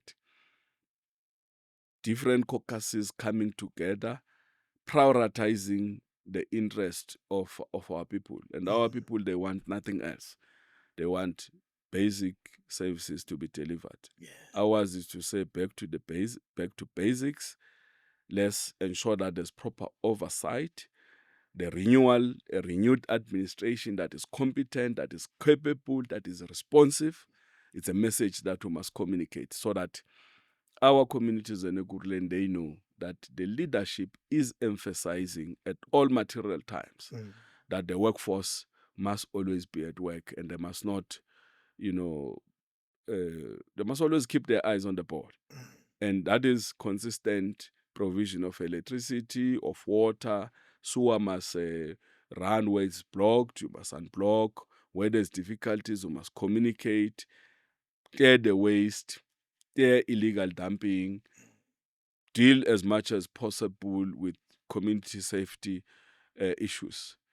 And most importantly, communicate to our communities, have regular feedbacks. Councillors, they must have community meetings where they are not able to. There's various platforms today that can actually be utilized to communicate.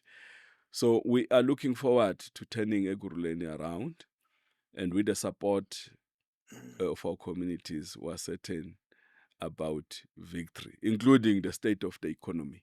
We're doing a lot. We've recently introduced what we call a central investment clearing committee, which is chaired by the mayor, so that those who've got development applications, as they put them there in city planning, we actually are able to track them and make sure that they are fast-tracked. I mean, just as rezoning. Got you. Sometimes Yes. it takes forever. And if the leadership is not paying attention, the economy also suffers. There's jobs for our people, there's growth for our city. Thank you very much for wish the you well. opportunity. I wish you well. Thank Thank you you. very much. It's the mayor of Ekurhuleni. We wish you a full term. On Well- this show, we wish you well, a full, certainly I'm solid gonna- term. I stand to finish this term. Yes. If I do right things, there will be no reason for council to remove this mayor, the mayor that is working. Okay. There is no reason for our communities not to support this mayor, but also pray. Prayers, we rely on the stakeholders, we rely on our communities to succeed. As we've indicated, we've said it before, we're a product of our own struggles, and that's what motivates us to be here to carry on this difficult job. Thank you very much. That's the mayor of Ekurhuleni, buddy. King David Studio Podcast.